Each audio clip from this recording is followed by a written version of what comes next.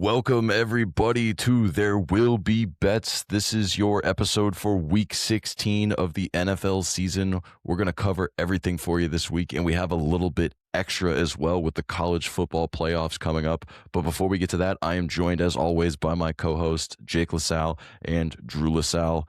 We're going to break down everything going on this week. It's an action-packed week right before the holidays. We're going to get everybody ready to go to have a super successful betting weekend before you take off for the holiday weekend. So maybe you'll have a little bit of extra change in your pocket to brag about. But as always, before we get to that stuff, we are going to cover our storylines, go through our rants, and kind of get a few things off of our chest that we've seen over the last week or so. And kind of the biggest storyline for us this week is what's going on in Cincinnati. For those that didn't see, Joe Burrow had a very questionable press conference where he expressed some frustration, talked about not having fun playing football anymore. People started to throw around Andrew Luck comparisons. The Bengals came out absolutely lifeless against the Ravens on Sunday, scored 0 points. Joe Burrow did not play well, looked frustrated on the sidelines, starting to think Zach Taylor might not be very much long for Cincinnati. And things just seem like they are down in the dumps after what has been a frustrating year. I don't know what these guys think about it, but I don't think necessarily Joe Burrow's ready to retire yet. But again, we've seen crazier with people like Andrew Luck. So, Drew, what do you make of the situation? It's really frustrating to watch it unfold. It's obviously a team that's really exciting when the offense is clicking and tend to be in high scoring games and all that. But to me, you got to point the finger at Joe Burrow a little bit. I know the organization is constantly dogged for not paying their players and being cheap and all this stuff, but guy, you demanded that T. Higgins get paid in the offseason. Like, you have to be the difference maker that everybody thinks you are and go out there and play well. And you laid an egg on Sunday. That game was not competitive whatsoever, and it wasn't on the defense. The Cincinnati defense has been shockingly better the last 4 to 5 weeks. I think we all had them against New England in that game a few weeks ago, and they saved us. It's been the Cincinnati defense that has been the story without Trey Hendrickson, not Joe Burrow. So as scary as the prospect is of him walking away from football, I think there needs to be a little bit of accountability on his end for kind of getting them in this situation as well. I think he is a little tired of getting his ass kicked every week, getting destroyed, sacked all the time. But I mean, like you said, it's his fault. They've had opportunities to do things, to go get offensive linemen, and he's decided to go the other way, or to pay offensive linemen, and he's decided to go in a different direction. So yeah, I think it's on him, and I think, you know, he like has kind of dug his own grave. But like you said, they are an exciting team when they're, healthy and all playing well together, but they just looked horrible. Yeah, it's a conversation that I think comes up whenever you get into players not being happy in their situations. And number one, I get these guys deserve to make as much money as possible, but first and foremost, even before getting T. Higgins paid, you signed a max deal that they had to sell naming rights to their stadium to sign, right? So first things first, guys like Tom Brady didn't necessarily, I understand Tom Brady had a supermodel wife and was signing endorsement deals on the side and doing all of that stuff, but you didn't have to sign that contract. You could have paid a left guard with some of that money, and then you're going to go out and bang for T. Higgins to be signed when you know you need help in a lot of other spots. And most of all, I think that this is also just what comes with being an NFL quarterback. Sometimes you get beat up, and that is literally what you get paid the big bucks to deal with. If he's that unhappy, then maybe pull the Andrew Luck move. Just retire and no one will see it coming. But otherwise, I think it's kind of a situation where I get it's frustrating, and it is his job, and we all can get frustrated at whatever our job might be. But, you're in the public eye, and go out there and put on a smile and, maybe handle it behind closed doors. I don't think we're going to see any big changes. I think maybe at most we see a coaching change this year. I don't think Joe Burrow is going to be traded. I don't suspect he'll retire, at least yet. I mean, maybe that's coming sooner rather than later if things don't change, but I don't see it happening just yet. So my guess is at most we see a new coaching staff. Otherwise, maybe they can make some changes in the offseason, maybe trade T. Higgins, do something like that, trade Trey Hendrickson, clear up some cap. We'll see what happens in that regard. But I think it might get uglier before it gets prettier, but I don't think Joe Burrow's going anywhere. I could see him like I know Joe Brady has come up a lot in head coaching discussions. I could see that being something he kind of forces because I agree. I think Zach Taylor's probably on his way out. Obviously, have the history there from LSU, and yeah, the Bills' offense has looked great since he took over late last year or 2 years ago, whenever that was. But yeah, I could see that very easily happening. Yeah, and I think that might be his dream scenario is just try to put together as much of the LSU coalition as possible. Maybe we get Ed Orgeron in the mix. He said he might have an interest in getting back into some sort of coaching. So, you never know. And at least that'd be exciting. Again, I don't know if that would create a winning culture or anything, but it'd be exciting. At least more exciting than Zach Taylor. That's for dang sure. So we'll see what happens there. But talking about injuries that actually did happen this last weekend, there were some big injuries. Obviously, most notable, Patrick Mahomes, the knee injury, out for the year. The Chiefs eliminated from the playoffs. That's super big. I think it's notable, and we might not even see Mahomes start the next year. We'll have to wait and see. Again, giant injury, but actually the ones I want to focus on a little more are the ones that are going to impact teams still in the playoffs or are going to make the playoffs. We saw Devontae Adams go down with a hamstring. Very unlikely he plays Thursday against the Seahawks. Saw Micah Parsons out for the year as well with a knee injury. That is killer to a Packers team that had some Super Bowl aspirations, not to mention this year, but also, traded away their draft picks to get him. So talk about a multiple year crushing blow for the Packers that you hate to see happen. And obviously some other smaller injuries, same to the Packers. Christian Watson gets hurt. We don't know if he's going to play. And again, it's late in the year. We're seeing guys get banged up all over the place. So I think we're seeing some shifts, again, some bigger than others, but we could see some big shifts to teams we thought were Super Bowl contenders and some teams that are managing to stay healthy being the beneficiaries of something like this. So I don't know what you guys make of all these injuries. Again, whether it's teams who made the playoffs, didn't make the playoffs, because even if we're talking about a team like the Chiefs right now, they maybe could have played spoiler to a team or two down the stretch, whereas, again, now you don't really think they will. What do you guys make of the situation? Do you think any of these teams are in trouble? Do you think that some of them are going to be things they can weather? What are we feeling here? Yeah, so with regards to the Adams injury, I'll get to it a little bit more in my best bet segments. Spoiler alert, but I think it's a big hit to the Rams. He is been their main guy in the red zone. He has 32 targets this year in the red zone and 12 touchdowns. He's been an absolute animal. And it's just like the entire offense has been run through their passing attack and their ability to just make plays down the field. And now one of their legs has been chopped off. Going against probably the biggest game of the year, could be for the division against Seattle this week. And now, like the Seattle defense, mainly you got to focus on Puka. They got Woolen, so they'll get that matchup going, and then now you don't have to worry about that backside in the red zone. So I do think it's going to affect them a lot in this game and for however long he's out. Micah Parsons, like you said, obviously a crushing blow for them. I do think it's going to affect them. I know they also have a big game coming up this week for the division, so we'll see how it affects it there. But I think it's definitely going to be big on watch for those specific teams because both those teams are prime for winning their division and being good in the playoffs, and these could be pretty big hits to them. Yeah, totally agree. Cole, you touched on kind of the devastation factor for Green Bay, losing Parsons, not only for this year, but probably at least the first half of next year. Definitely a team that's in win now mode. You give up 2 first-round draft picks. I think they obviously have the infrastructure to support losing a player like that.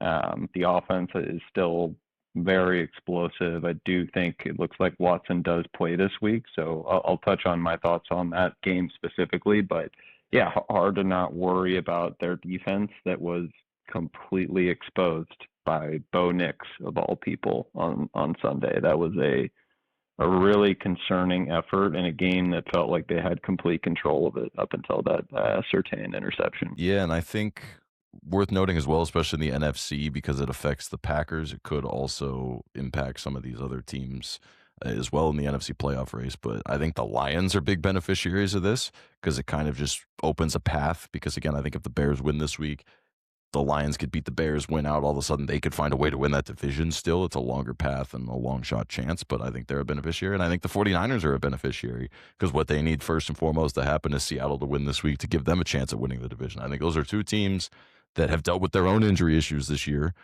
in certain aspects that now all of a sudden are finally catching the reciprocal side of it, that all of a sudden we could see a very different playoff landscape 3 weeks from now because of these types of injuries. I would have thought those 2 weeks ago, you would ask me, I would have thought those two teams would be the top 2 seeds in the NFC, if I'm being totally honest. So we'll see what happens. We'll see what plays out.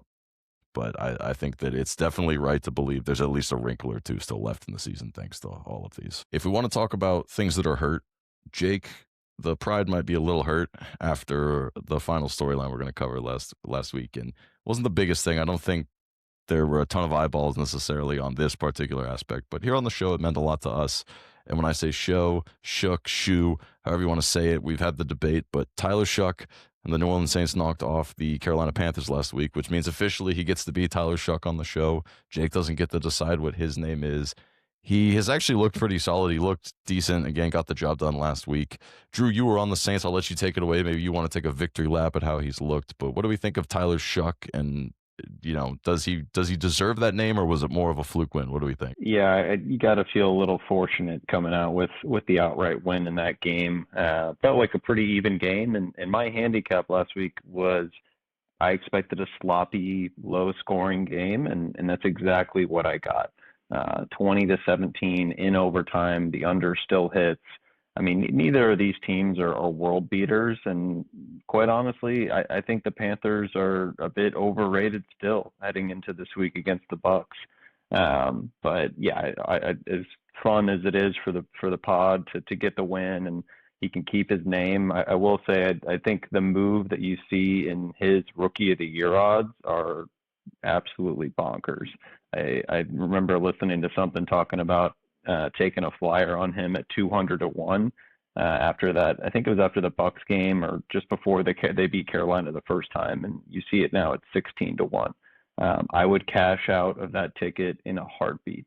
This team has every chance in the world to lose to the New York Jets this week at home as 4-point favorites. So yeah, as great as it is for the pod, I am by no means storing Tyler Shuck in my future Hall of Famer catalog.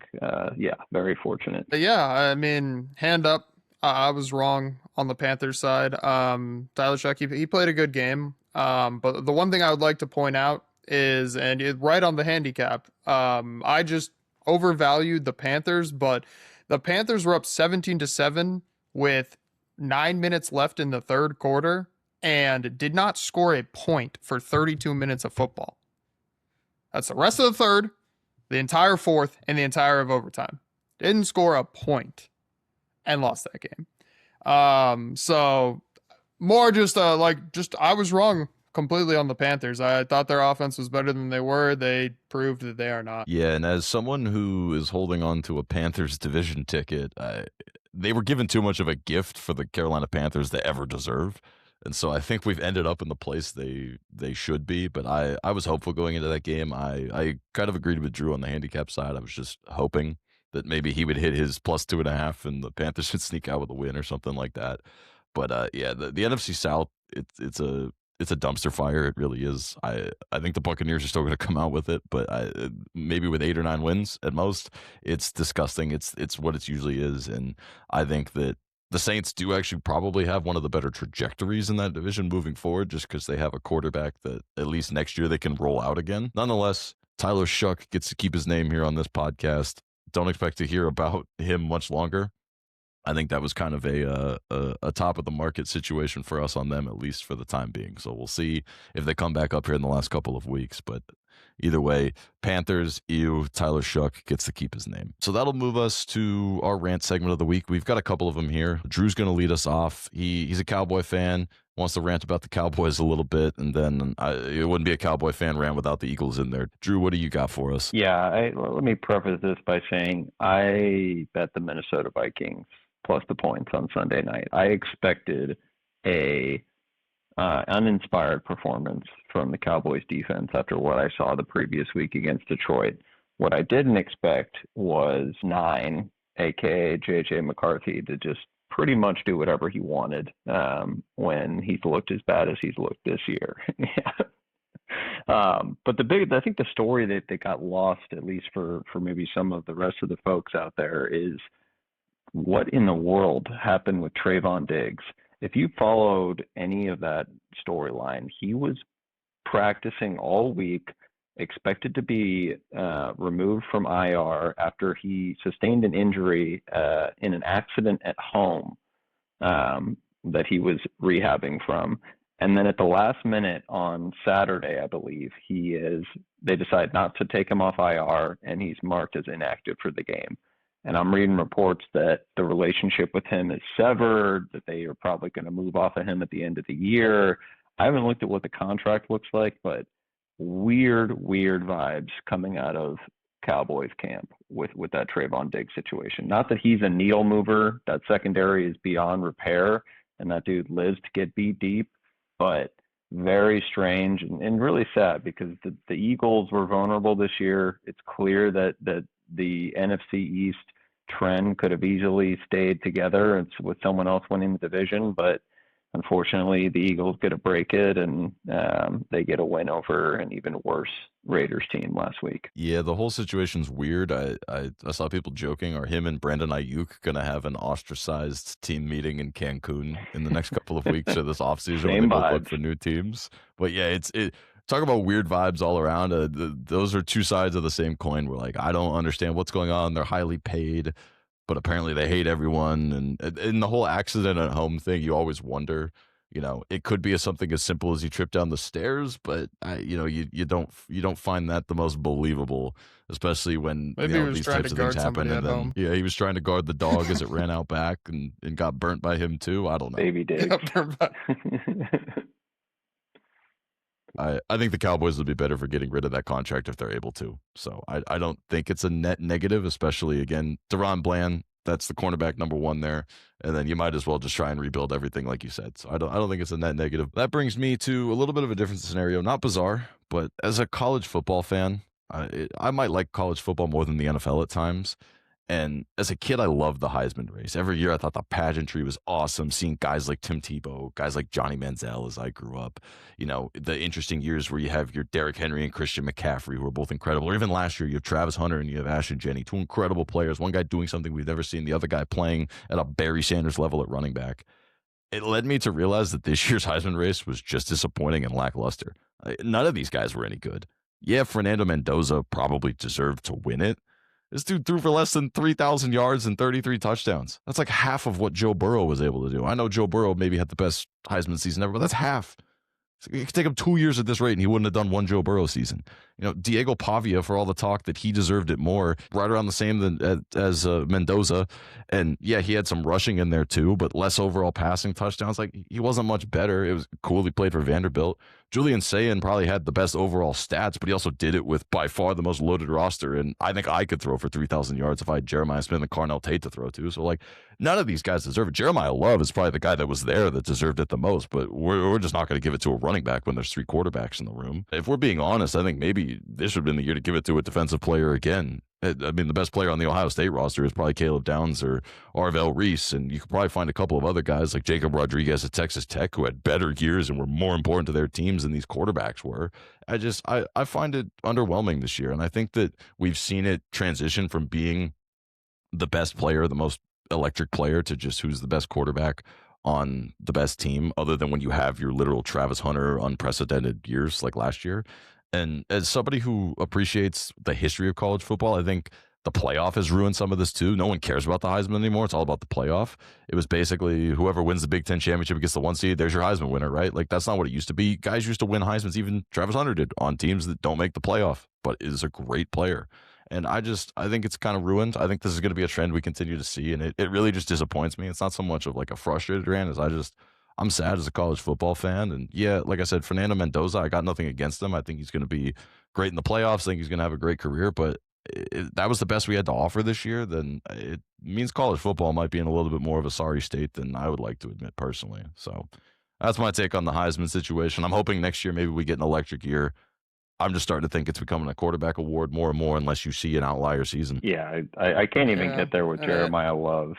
if you look at his numbers, just rushing numbers, Johnny Manziel's rushing numbers were better than his Heisman year. If you just take away his entire passing yards, passing touchdowns, they were better than Jeremiah Love's were this season. It's an underwhelming season in college football from a true Heisman finalist winner, but good for Fernando Mendoza. I mean, you take the ticket to Indiana, you hitch your wagon to Cignetti, and you're probably going to get drafted first overall because of it. Yeah, and I think it kind of is like the old man take, but it's just like college football is continuing to change more and more every year, and the stuff that was like very meaningful, and like all the like what college football was about is just starting to fade away more and more every year. Yeah, I'll keep my fingers crossed for next year, but I kind of just suspect it's going to look very similar. It's going to be one NIL star at a mediocre school that overachieves. It's going to be the quarterback at the best team in the country, and Julian Sayin will probably be there again because he's going to be at Ohio State next year. And that's probably your three right there. Those are your three names. Might even be Indiana quarterback, whoever they bring in to replace Mendoza, right? Like it could easily look very similar just with some different names. So we'll see what happens. I'll hope for the best. We'll cover the college football playoff a little bit here later in the show, but first we will jump into our best bets like we always do. All right, well, we got all the storylines and rants out of the way like we said, so that means it's best bet time. We've got 6 more best bets for the NFL slate for this week. As always, Jake is going to lead us off. He's starting us with game number 1 of the week on Thursday. Jake, what do you got for us? Yeah, I'm going with the Seahawks money line. Seahawks have a top 3 defense in football right now, and as we described earlier, the Rams are a little banged up. They don't have Devontae Adams, which is really good for the Seahawks. They have one of the better pass defenses in the league, one of the better corners in football right now. So really only have to worry about Puka Nacua in the red zone, and then those tight ends, which the Seahawks are really good against the tight end. Last week was also a big look ahead spot for them against the Colts. They came out sloppy, didn't really play well. I think they were looking towards the Rams because it was a short week. And this is the more important game. Darnold has also played very well this year. He's had a couple of bad games here and there, one notably against the Rams a few weeks ago. But in particular in that game, Darnold had his worst game of the year, 29 of 44 for 279, 0 touchdowns and 4 interceptions in LA, and they still had a chance to win the game at the end, still covered. I think they're going to come out playing well and get the win. I'm in lockstep with you here. I like the spot. I liked what I saw. Yeah, like you said, coming out of that Rams game, nothing could have gone worse for Sam Darnold in that game. Even if we get a C+ game from him, I just think that Seattle is the better team.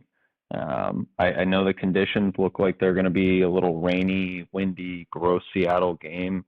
That probably favors the Rams a little bit because Seattle's still kind of struggling to find consistency in that running game. But I like the under a little bit as well, but I can't fault anybody for going with the Seahawks in this one. Jake, back in the Seahawks in a must-win scenario, and Drew says he agrees. Drew will touch a little more on that game when we get to the primetime games, but he said he's in lockstep there, so it looks like all things are going for the Seahawks to make it interesting in the NFC West. All right, well, that will bring us to best bet number 2. This one's going to be Drew. He's an NFC East guy through and through. Drew, what do you got this week? Let's get gross. I like the Giants plus the 3 at home against the Minnesota Vikings. Who in the world wants to bet the Giants? This team should be considered for relegation the way they've been playing, but let's call out the obvious here. We got J.J. McCarthy as a road favorite of a field goal. It's just a situation where people are going to be lining up to bet against the Giants, and it's hard to not want to take the points here. But I like the matchup for a number of reasons, and I just think this is a great spot for the Giants in a cold weather game. You continue to see J.J. McCarthy with awful mechanics. Even when he makes good throws and it finds the right spot, it's just he's messing with his shoulders. His feet aren't set. It's just a complete and utter mess. Who has worse mechanics, 44-year-old Phillip Rivers or J.J. McCarthy? That's the question I would ask. I think, at least as far as the spot goes, you're 100% right. This is the Giants off a loss. kind of a rebound spot against a team that I think is a little overvalued, especially after an upset win last week for the Minnesota Vikings. So I know you're going to dive deeper into it, but I think you're 100% on with the spot here. Yeah. Let me start on the offensive side of the ball for the Giants. So run first attack with Jackson Dart, who continues to not be afraid to take hits no matter what. I think he's now 5 out of 9 or 5 out of 10. He's been in the blue medical tent in games that he's played this season. But the Vikings defense, the way you do want to attack them is on the ground. This is a team that's bottom 10 in the league in giving up rushing yards, giving up about 4.5 yards a carry. They've given up explosive plays in the running game a little over 11% of the time. That's bottom 6 in the NFL. I've whispered this for a few weeks now that I think Brian Flores' defense has limitations. He is dealing with some personnel issues, in my opinion, in the secondary and at the linebacker position outside of Van Ginkel. But this is a Vikings defense that can be had in the running game, and that's pretty much all the Giants can do. They have issues at the wide receiver position outside of Robinson and really rely on a lot of RPO heavy attack. And I like what I've seen from Tracy the last week or two. You flip over to the defensive side of the ball, and this is where it gets really stinky. This is not a bet on the Giants defense finding itself. This is the worst team in the league in giving up explosive run plays and bottom 5 in the league in explosive pass plays. But the Vikings can't run the ball. They're bottom 6 in the league in both yards per carry and yards per game. This is not a team that has found success with Aaron Jones or Jordan Mason. They had 2.8 yards a carry against Dallas last week. And I get that Dallas has been improved since getting Quentin Williams in there, but they're still not world beaters. So, yeah, I think the matchup has some pros on both sides of the ball for the Giants, and I think they can limit Forrest McCarthy into some third and longs, second and longs, and find him making some mistakes, which he's been more than willing to do so this season. Will Justin Jefferson finally have a good game, or will the Giants defense actually play some competent pass defense? I'm not sure which is which, but it's stinky for sure. We love a little bit of a stinky underdog on this show, so we'll go ahead. I'm on board with Drew's Giants +3. I definitely am not looking to lay points with 9. That's for sure. That'll bring us to best bet number 3 of the day. It's going to be my best bet. I'm going to be taking the Cincinnati Bengals -3.5, -4 versus the Dolphins. Admittedly, I like this bet a little bit more. We're recording this on Wednesday morning. We saw the news. Tua's out. He's benched. Quinn Ewers is in at quarterback. Saw this line jump from about 2.5 to this 3.5 and 4 where it's sitting. I still do like it because first and foremost, it's a trend that I backed last week. Teams off of a shutout loss now 42-24-2 against the spread. That's 62% in the last decade. That's including the Washington Commanders with their win against the Giants last week off of a shutout the week before. And so I think it's a spot we could play yet again. And we talked about it at the top of the show, Joe Burrow and company looking for a bounce back spot. I trust their passing game. If you saw what the Steelers did to the Dolphins on Monday night as far as the passing game goes, we had Perk Rogers looking like his old self. We had DK Metcalf tearing up this secondary. I think Joe Burrow, Jamar Chase, and T. Higgins, if he plays, can absolutely do that, if not more. This Dolphins team is very, very phony. They're about as fake as a $3 bill. The only win they have that's worth anything this year is that Bills win. Every other team they've beaten has like 5 wins or less. They've beaten the Falcons. They've beaten the Commanders, the Saints, the Jets twice. I mean, come on. The Bengals are bad. They're not that bad. We jump into more of the metric side of things. The Bengals pass offense with Higgins back. I definitely see them being able to take advantage of the fact that the Dolphins are middle of the league in passing yards. They're middle of the league in passing touchdowns. They're middle of the league in sacks, and they are actually 32nd in completion percentage allowed. So this pass defense is nothing to write home about. And then on the other side of the ball, the one thing that would scare me is the Bengals' run defense against A-Chain and company for the Dolphins. Number one, now all of a sudden we have Quinn Ewers in there, which changes the offense. They're probably going to rely more on the run. I think the game planning is a little bit better from the Bengals standpoint. And then their defense, while not amazing, is actually okay against the run, especially in the last 6 weeks. They're about 19th in rushing yards. They're tied for second in rushing touchdowns allowed the last 6 weeks. Crazy news to me. I guess it's because of all the tight end touchdowns they give up. Then they're 21st in first down percentage against the run. So they're by no means top of the league, but they're definitely better than the bottom dwellers that they were to start the year. So I'll take my chances with it. I think it's a great bounce back spot. I'll trust the trends. And at the end of the day, Quinn Ewers, rookie quarterback in his first start, those stats don't ever go well for rookie starters. It's very, very negative spot to be in for the Dolphins, especially on a short week in a season that feels lost. So I'm going to lay the points with the Cincinnati Bengals. If you're not quite comfortable laying that many points, I think they're also a great money line parlay piece to find and pair with another team. Yeah, I completely agree with you. Also really like the spot. Like you said, Dolphins just played the Steelers on Monday. Steelers tore through that defense like it was nothing. Aaron Rodgers was looking good, which has been surprising the last couple weeks. Also, the Dolphins lost their best defensive player. I don't know if he's gonna play, but Minka Fitzpatrick got hurt in the Steelers game, which obviously tremendously helps the Bengals air attack, which is what the Bengals like to do on offense.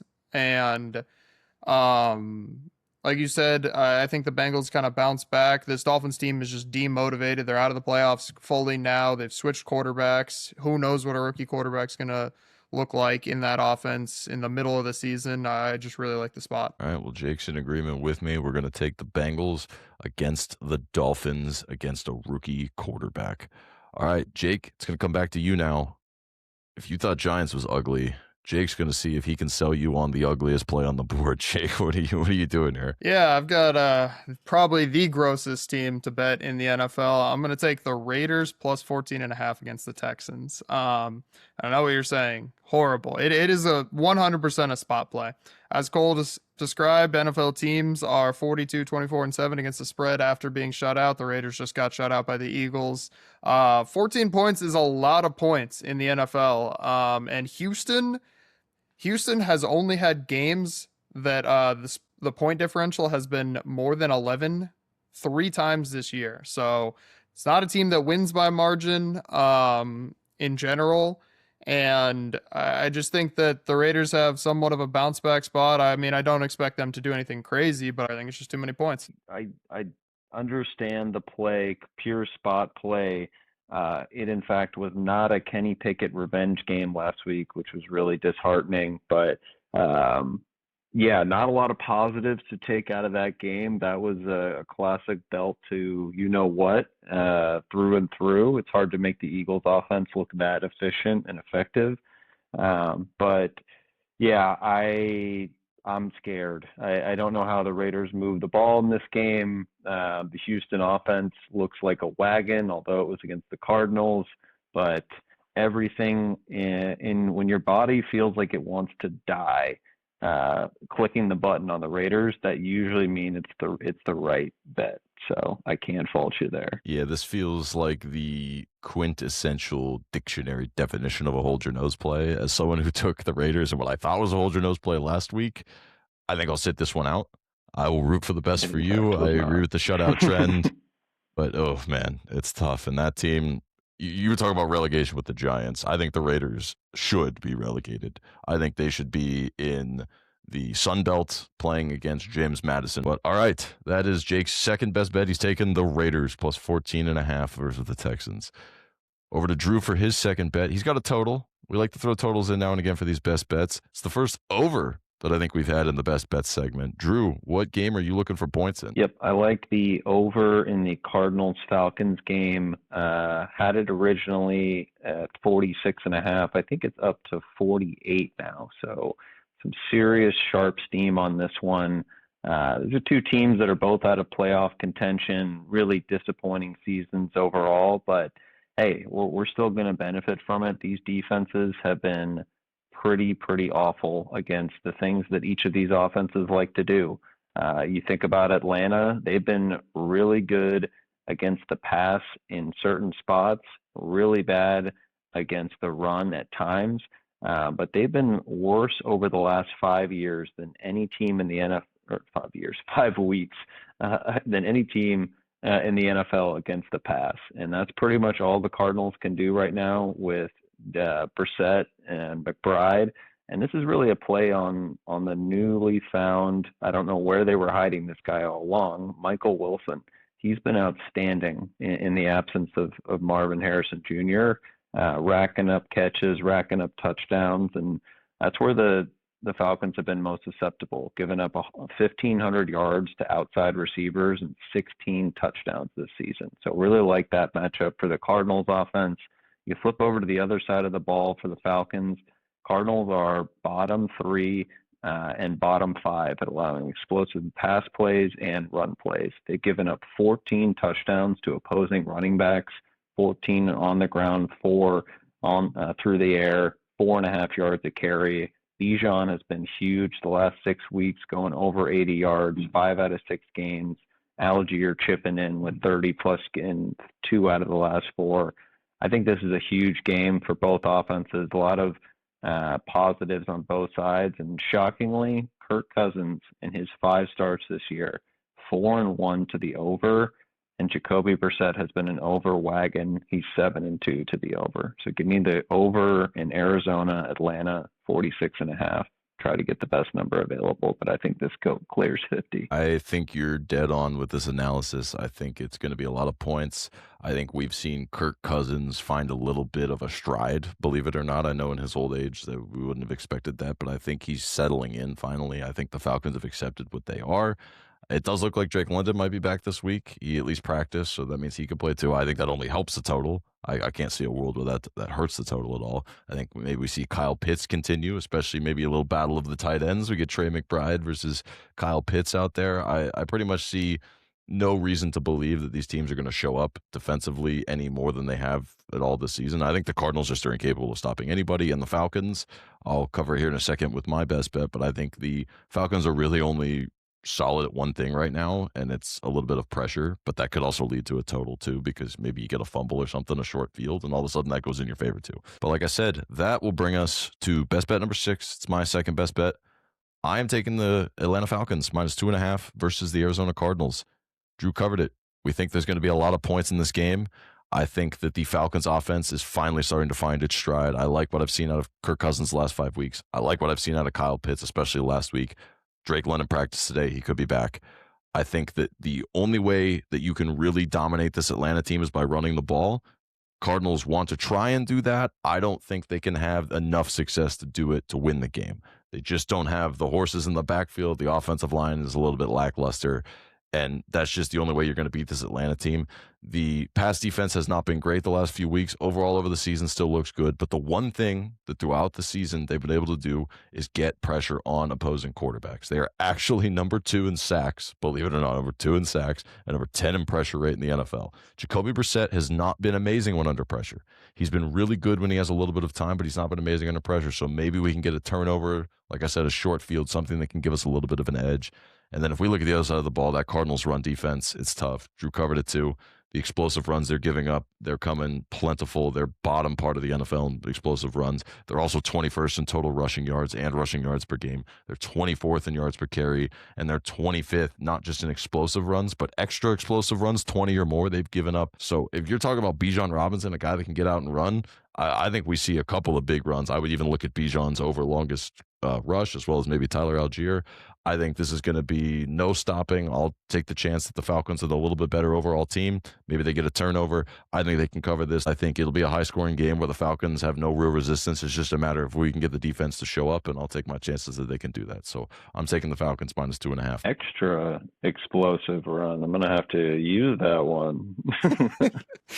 Yeah, I completely agree with both takes on this. The over and the Falcons -2.5. I took the Falcons. Haven't taken the over yet, but probably will. I agree. The Cardinals defense, I think they're already in Cancun. They don't even show up. Extra explosive plays is an understatement. They're just letting people run all over them. Blake Corum have like 250+ yard touchdowns. They're just letting everybody run. I really like the Falcons in this spot, and I really like the over. Kyle Pitts has had a resurgence, which we've been waiting 5 years for that, but he's looking pretty good recently, and like you said, they've always had a good run game. I don't know how the Cardinals are within 3 points of any team, to be honest. So I like the points. All right, well, it seems like we're all in a little bit of lockstep there to round out the best bets. That'll do it for us this week. We didn't say it at the top, but just to close out the best bet segment, do want to note we are 21 and 15. That's 57.1% year to date so far. So we're going to look for another winning week this week, keep the trend going. We had a 5-1 week last week. The only loser was my Raiders pick last week. We got Drew on the board for his first 2-0. And again, if we just could have avoided that trap, that was the Raiders, maybe we could have had a 6-0 week. So we'll go ahead and we'll try to have another winning week for the pod coming up this week. As we go back to the Raiders.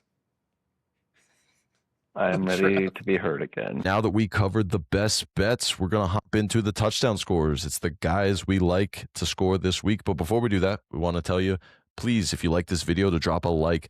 And if you do enjoy, make sure you hit that subscribe button too so you never miss anything. Hit that bell as well so you get alerted whenever our podcast drop. That way you can get to these numbers before they start to move as the week moves on and we get closer to game time. Now that we're done with best, it's time for us guys to name some dudes we like to score this week.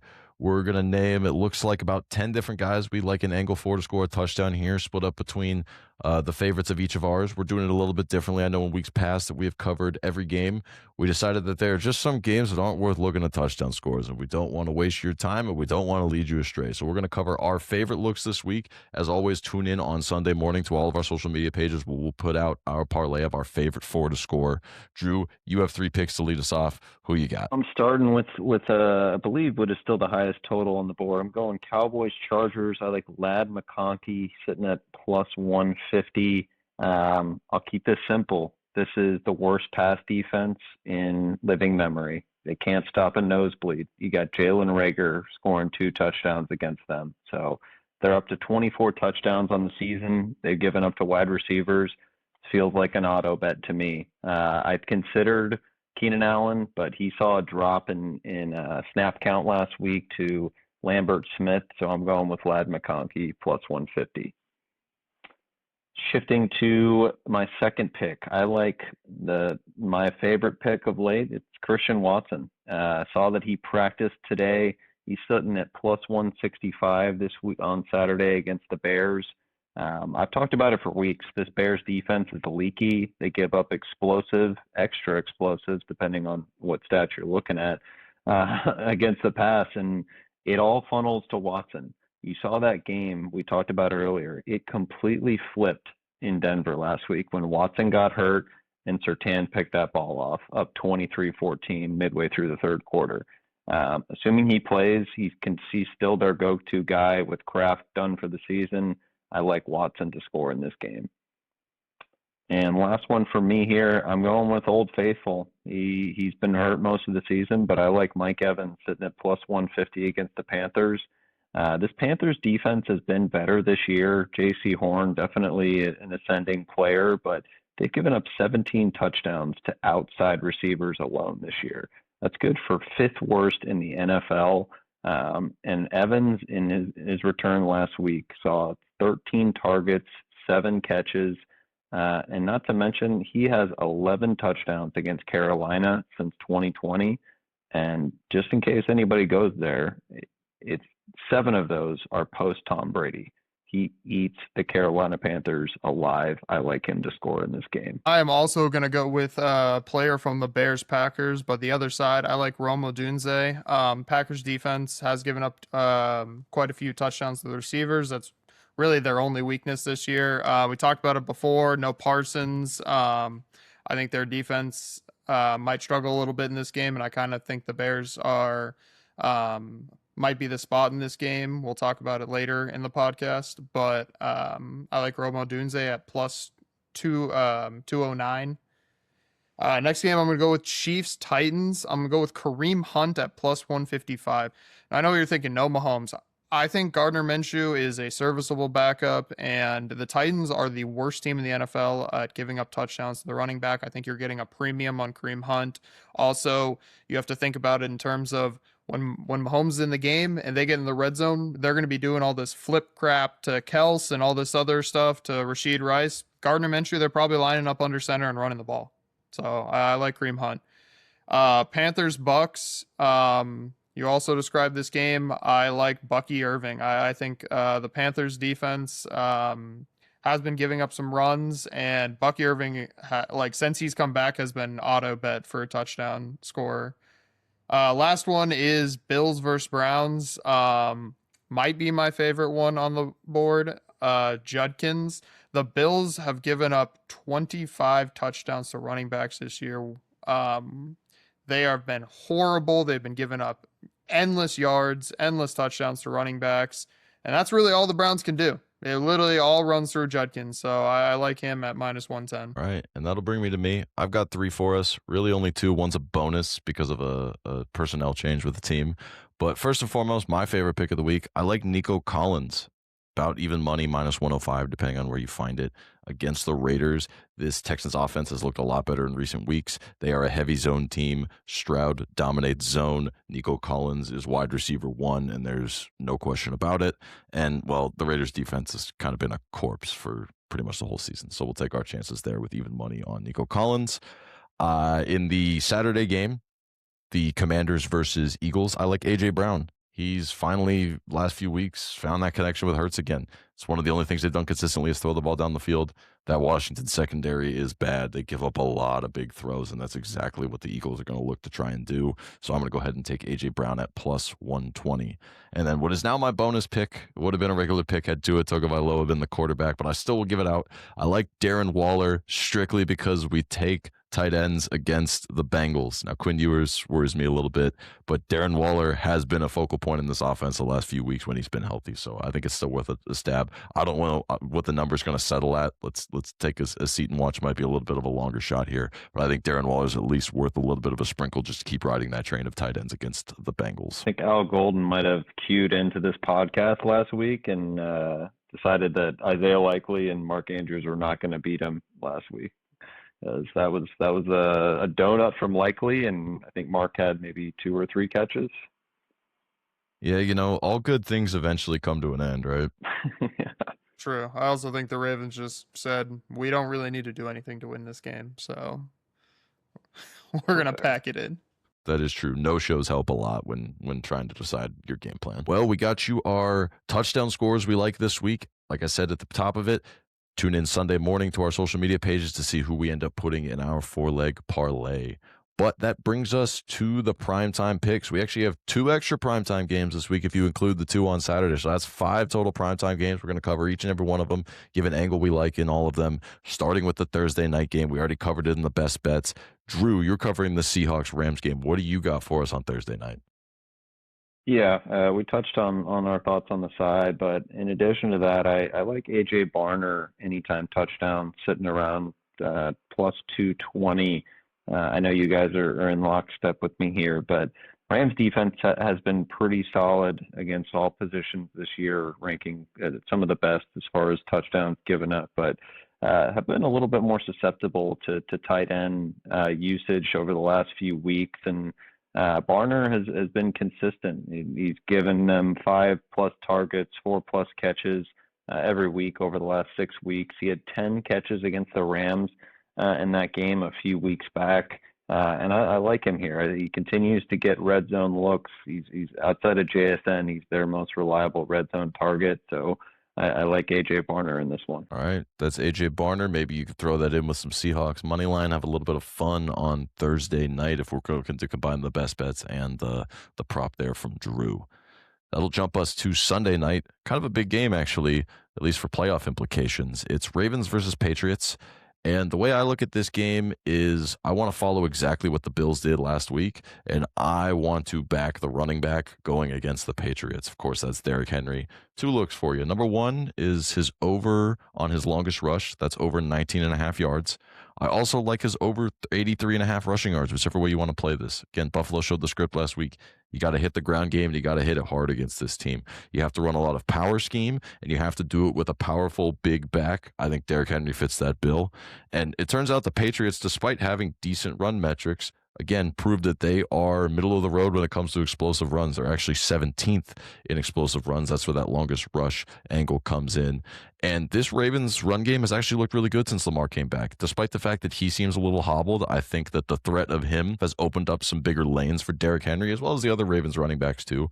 But I think that we're going to see a heavy dose of Derrick Henry in this game. It's a must-win game for Baltimore. They are trailing behind the Steelers in that divisional race, and every win is going to matter to make sure that last week of the season game still matters for a playoff playoff push. So I think we're going to see them try to do exactly what the Bills did to take control of the game here against the Patriots. So I like backing Derrick Henry again, whether it's over 19.5 yards on the longest rush or 83.5 yards total rushing. Now that'll bring us over to Monday night. Jake, you've got to play for us there in this 49ers Colts game. Yeah, I'm going to take the Niners minus 6.5. Thought about making this one of my best bets and went with the Raiders as the spot play instead. Colts put up their game of the year with Rivers last week against Seattle. I think Seattle was in more of a look ahead spot on the short week going into their biggest game of the year. But in that game, Colts looked really good, but still Rivers only threw for 120 total yards and had a long of 17. I think it's definitely a regression spot. I know it's not a rookie quarterback, but quarterbacks in a new offense in their second game always tend to struggle, especially against the spread. Like I said, I think it's a regression spot for the Colts. The Seattle offense did not play well at all, and what you got to do to beat this Colts team with Rivers at the helm is you got to put up some points. The Niners offense has been looking really good this year with Brock Purdy, are top 10 in total offensive yards and top 10 in total points. CMC has been one of the most insane players this year in the running for Offensive Player of the Year. So I really like their offense in this matchup. And then defensive side, everybody thinks like the Niners run defense has not been that great this year. They're actually about 21st in yards given up. So like top 10, top 11, and then middle of the road, about 16th in total run defense. And the key to this game is stop the run, because that's what they want to do is use Jonathan Taylor, get the run game going. If you stop them, force Phillip Rivers to throw, like I said, has not even tried to throw down the field. So I just don't see them putting up. I see them kind of having a letdown spot in the Niners covering. All right. Jake says look towards the Niners on Monday night, especially fading old man Rivers. But that won't stop the primetime plays because, as we said, we're now in that point of the NFL season where they play games on Saturdays. There's 2 of them this week. We each are going to throw out a little bit of our thoughts on these games just to give you what we're liking here, and we'll let you know if it's an actual play, more of a lean, what exactly we got going on here. Saturday, the first game is the Commanders versus the Eagles. And Drew, looks like you like a touchdown score in this game. What are you thinking? Yeah, a guy that I've been very hard on this season. I like Saquon Barkley to score. He's sitting at about minus 110, minus 115. This is pretty simple. The Commanders' defense is still awful, especially against the run. Give up about 135 yards a game, almost 5 yards a carry. Tyrone Tracy just went for 70 and a touchdown against them last week. Saquon scored 7 touchdowns against the Commanders last season. I get that this is a different team, it's a different offensive line, but I do think it looks like there's some influence in this offense that isn't solely on the offensive coordinator. I see a lot of stuff online about the former Bowling Green head coach having some influence with some of the stuff he ran previously at Bowling Green. He's the quarterback's coach in there. So I think the focus of this offense back on the RPO, back on exploiting these wide receiver matchups that they can dominate. But I think Saquon will be put in position to score here. Lower total game, but I think this is a turnaround spot for the Eagles against another subpar opponent. All right, that's Drew's look. Jake, what do you got in this game? I'm going to go with the under in this game. I think that the Eagles offense, they had a little bit of a resurgence last week, but still a little bit broken on the year, have not been playing well. But the main thing has been their defense. Even though they scored 31 last week, under still cashed. Their defense has played exceptionally well. And the Eagles in general have gone under in 5 of the last 6 games, including games where they have put up points. So I just think that they're a big under team, and the Commanders struggle offensively. I think the defense helps out there. Yeah, I agree. I took the under 44.5 as well. I know it's down to about 43.5. I think this could be a margin win for the Eagles. I think the Commanders kind of gave it all they had with the last season late victory against the Giants last week. I think Jake's analysis there, including Drew's analysis of running the ball a lot, bleeding time off the clock, shorter game because of less possessions. I think it's an under all the way for me in this game. That'll move us to Saturday, game number 2. This one's a big one. This one matters a lot for the division. It's the Bears versus the Packers. It's a matchup of a game we saw a couple of weeks ago. Drew, looks like you're picking a side. Which side are you going with? Yeah, just a lean at the moment. I haven't touched it, but I lean laying 1.5 with Green Bay. I think everything is pointing to this Bears side. The Packers are dead. Parsons is out. Oh, it's all Bears. Blah blah blah. Ben Johnson. You know what? No, I've seen this before. This Green Bay team, and you're gonna get tired of me saying this. Defense is simple. They limit explosives in the running game, and they force Caleb Williams to beat them. They held the Bears, which is probably the best running attack in the league, to about 4 yards a carry in that game. And I know that the Bears had a chance to tie it at the end, and that's great, but their defense is still awful. Jordan Love is still playing well. Watson is going to play in this game. You'll see the explosive passes. Josh Jacobs is still dominating in the running game. I think this is a total overreaction to the Parsons injury, and everybody and their mother, Joe Public, Joe Budden, everybody is going and betting the Bears. I think this is a Packers spot, and people are stepping in it. Jake, seems like you disagree. What do you got in this game? Yeah, I do disagree. I don't think it's the narrative with the injuries and anything. I think this team was a missed receiver away from overtime in Lambeau Field. It's at home now, and I think that the Bears are the side in this game. I will probably not be taking anything because I have a ticket on the Bears to win the division, preseason ticket on that. So, if anything, I would probably take the Bears in a teaser, which I've thought about doing, but I just think that it's a Bears spot. I get the narrative with the injury. Like, would you be saying the same thing if Parsons didn't get injured? It would be the same line, in my opinion. Probably because it's a loss at Denver, and the Bears just thumped the lowly Cleveland Browns. It's a total narrative play regardless of the Parsons injury. I don't think Parsons, is he in a huge impact? Yes, but it's so negative around. Their defense wasn't good with him. I think it's pretty simple. That's the what I'm handicap saying. on the Bears. I think the Green Bay defense has struggled a lot, and people people just haven't realized how much they've struggled throughout the year. They've given up 40 to Dallas. They've given up big games, give a big game to Denver. I just think they're not as good as people think they are. Now maybe the Bears aren't either. Maybe that's the true thing here. Well, as far as my play goes on the game, I agree and disagree with a little bit of each of what they said, but the one thing that I think can happen, this is just a lean for me at the moment, but I think there's going to be enough points to go over the total of 46.5. So that would be my lean. The matchup 2 weeks ago did go over this number, so I think there's some ability there. I think the explosive play point from Drew is a worthwhile point. I think that the Micah Parsons injury is a little bit more important than maybe these guys are leading on. I think maybe it means a little less pressure on Caleb, a little bit more susceptible to the run game than they usually are.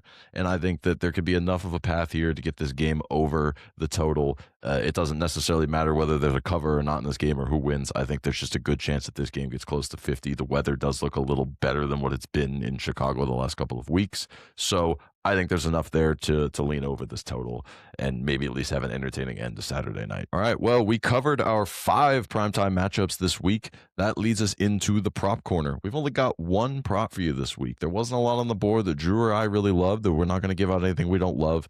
Jake does have one look. It's going to be for the Thursday night game. Jake, what's the prop that you're going with? Yeah, as we've described, I really like this game. Already took a best bet, and we've talked about touchdown scores. But this guy was mentioned earlier. I like AJ Barner receiving ladder, 5+, 6+, 7+, and even 8+ for a total of 1 unit mixed in throughout those. The Rams defense gives up top half of the league most receptions per game to the tight end, 5.29 per game. In their first matchup, as described earlier, he had 10 receptions. So a huge game against them. He's been seeing a lot more targets in recent weeks, and against good defenses, good pass rushes, Sam Darnold has been throwing to him a lot more, has been dumping it down. He wants to get the ball out quick, and he's a reliable target. and I like his reception ladder. All right, and I think that lines up with a lot of what you guys said earlier on with the pick of the Seahawks and kind of how you think this game is going to go in general. So I think that makes sense. I know Drew threw him out as a touchdown scorer as well. So let's get him a bunch of catches. Let's get him in the end zone, and let's have that be a Seahawks win in the process. So now that we got that prop covered for you guys, we're going to hop into kind of a special segment we're going to do. We'll do it a couple times here throughout the rest of the season when these games come up, but it's college football playoff time, and we would be remiss if we didn't cover these massive games. They're fun. We're all going to be watching, so we want to take a moment and cover what we like in these games. We all have some bets, so we want to share them. We're going to cover each game quickly here, give our thoughts, give what we're playing if we have any official plays. That way, this Friday and Saturday, you've got everything you need going into these matchups to enjoy them and understand the angles that could be there. The first game is on Friday. This one's a big one. It's an SEC rematch. It's Oklahoma versus Alabama. Alabama is currently a 1.5-point favorite. The total sitting at a low number of 40.5. This game being played in Norman, Oklahoma. It looks like all three of us are agreed. We all are taking Oklahoma plus 1.5. Drew, what's your reasoning behind this? And then Jake and I will give ours here in a second. Yeah, kind of a hold your nose ish play if there was one in college football. But yeah, we've seen this game already this season. Probably a game that Alabama deserved to win. But that was also at a time where we had Ty Simpson healthy, playing at a relatively high level. Bama was still running the ball moderately well with Jam Miller. That is not the team that we're getting in this game. Alabama cannot run the ball, even if they could. This Oklahoma defense has been good against the run all year. And Ty Simpson's not the quarterback he was the first 3 quarters of the season. So I think Alabama struggles on offense in this game.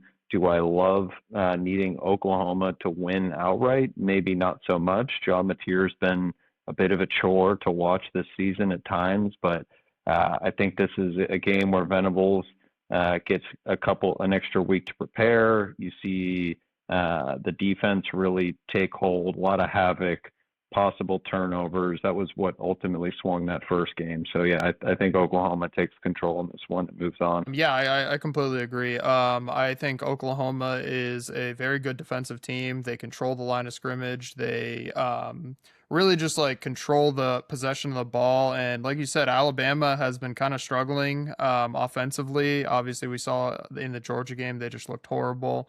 And I think it's just they're kind of that team that we didn't think was going to make it in the playoffs, especially after the huge loss to Georgia, and they just feel like it's going to be the story of, oh, barely made it in. They're talking like they should, deserved, and then Oklahoma comes out and beats them. I tend to agree with a lot of what these guys are saying. I think the only other thing I would add is in these first round playoff games, this home field advantage is worth a lot. We saw it last year.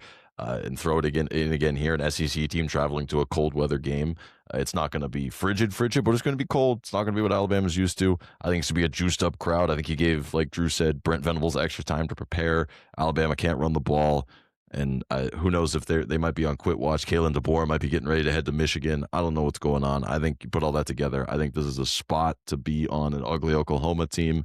And I would love it even more if this happened, because then we can turn around and fade them in the next game, if they get this win. So that's where I think we're all going with the Oklahoma plus 1.5. That takes us to Saturday morning, the other of the closer spreads. This one is going to be Texas A&M versus Miami. Texas A&M currently a minus 3.5 favorite. Looks like you might even be able to get some juiced up minus 3s out there if you're looking on the A&M side. Total sitting right around 49.5. Got a little bit of a disparaging approach for the crew here. Jake, what are you looking at in this game first and foremost? Yeah, I took Miami at 5.5 on the opener. Still undecided on the game. I do think it's a Miami spot because I think they've played pretty well, like at the beginning and then towards the end of the season. And I really think A&M just hasn't had that opportunity to prove against a top team other than Notre Dame, who isn't in the playoffs. But I haven't decided on this game. If it gets under 2.5, I might, try and window or something like that. I'm not fully sold on the Miami, but that's the way I'm leaning right now. Drew, what do you got? Yeah, a couple leans so far. I think I'm in line with Jake. If it gets under 3, I think A&M is probably the side I would lean to. Also like the under both in the full game and the first half, sitting at 24.5. I know the full game total came down under 50. It looks like today, but yeah, I think it's a game that a lot of advantages for both defenses. A&M very havoc-minded on defense, led by Mike Elko. You got road Carson Beck, who has struggled mightily in premier road starts in his career. Much more comfortable playing Sisters of the Poor of the ACC at home. But yeah, I lean A&M. They haven't played in a while, same as Miami, but it's hard for me to trust. You touched on it before, the home field advantage at Kyle Field, road Carson Beck, road Mario. I just lean A&M's way in this one. Yeah, I think that makes sense from the look. I also joined Jake. I had gotten Miami on a +5.5 on the opener, so I'll be riding that ticket out. I can see the case for the under in this game.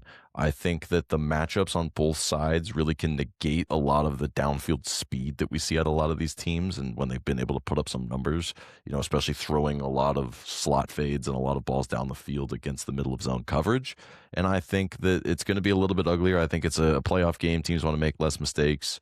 Mario Cristobal in big time games might find a way to mess up some clock management that goes in the under's favor. I can definitely see the case for the under here. Have not played it yet, but definitely is the way I would look on the total in this game. So that will bring us to game number 3. This one, not as sexy looking at it, but I think, again, it's a playoff football game. We're going to watch it. We're going to have some fun with it. We all seem to be pretty in lockstep on this one. We're all looking at Ole Miss -17.5. Drew, what is your take on this game? And then again, Jake and I will follow up with what we think. Yeah, repeat matchup from earlier in the season, a game that Ole Miss won wire to wire, was not competitive whatsoever. I think the best way you play against Ole Miss, and I like Ole Miss in this game at 17.5. I think the best way to play against Ole Miss, you either have to be able to keep up with them on offense, or you have to bring the pace down to a crawl and keep their offense off the field. Tulane wants to go fast, and I don't think they have enough firepower to keep up with a team like Ole Miss.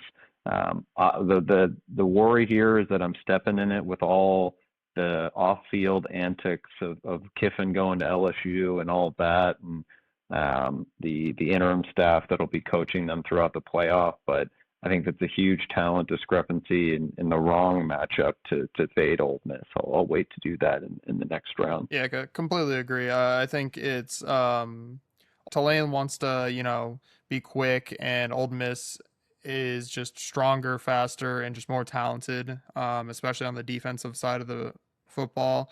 And then offensive line, they just are a very good running team, and Tulane kind of struggles against the run. And I just think that Ole Miss is a good spot here, like you said. I think that the Lane Kiffin news there will be a point to fade Ole Miss. I just don't think this is the one. Yeah, and I guess it's worth noting, I mean, Tulane also did lose their coach. I know Summerall's handled it very differently than Lane Kiffin has, but he's on his way out the door too. He's going to take over Florida. Again, I think it's a little bit of a different situation, but I think that neutralizes it a little bit. If this was a fully to-go game plan coaching staff versus Lane Kiffin's interim on the way out staff, maybe it would be more of a handicapping point. But to me, I think we're pretty much negated there with Summerall and his staff on the way out too. And I think you guys already touched on it. The talent disparity is out there, and I just don't trust Jake Retzlaff. I think the difference between him and Trinidad Chambliss is incredibly wide. And I think if you're asking me, can Tulane hang around? Maybe they can if Ole Miss really kind of sleepwalks through a second half. They get a big lead. I just think that actually, if we're being honest, I think maybe that the two spreads of these bigger spreads should have been flipped. I think this game should be the one that was closer to 21.5 and the other one closer to about 17, if I'm being totally honest. So I'm going to take my chances with Ole Miss. I agree with you guys. That'll bring up that game number 4 we were just kind of leaning towards a little bit, and that's the Oregon versus James Madison game. Oregon a -21.5 favorite, total sitting around 47.5. Again, this one we all have more lean, more just feel bets here at the moment. Drew, what are you kind of looking at in this game?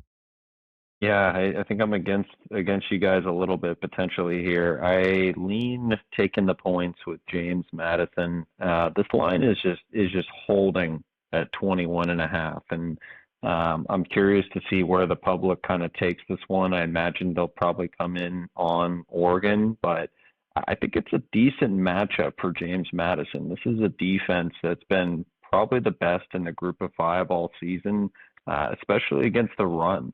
And that's really where you want to start when it comes to stopping the Oregon offense. You stop their rushing attack, you force Dante Moore into more passing situations, and this podcast has had no shortage of negative takes on Dante Moore. So I think that you slow down the Oregon attack a little bit. You get maybe 14 to 17 points on the board and a total sitting at 47 and a half. I think it's hard to not like taking the big point spread with James Madison. Yeah, I actually tend to agree with you. I took Oregon on the opener, figured that public would hit it pretty hard and it would move where I could possibly get in a window opportunity. Kind of just have to sit on the ticket at this point, but I do think JMU is the side here. I'm hoping that Oregon pulls a classic move and plays all four quarters to the end, even if they're up by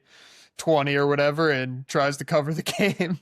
Yeah, so I want to like James Madison. I really do. I love their story. I think Bob Chesney is a great coach. He's another coach. I know he's on his way out, but I think he, of any of the coaches on their way out, wants to stick around and win a game. If he could pull this one off, I think that'd be incredible. Dan Lanning scares me, and that's why I think for once I'm actually going to back him. I think he's the type of coach who, even in a playoff game, will push that late touchdown in, will kick that late field goal. Talking about juiced home crowds, Outson might be the most juiced home crowd of all four of the home crowds that we're going to see this weekend.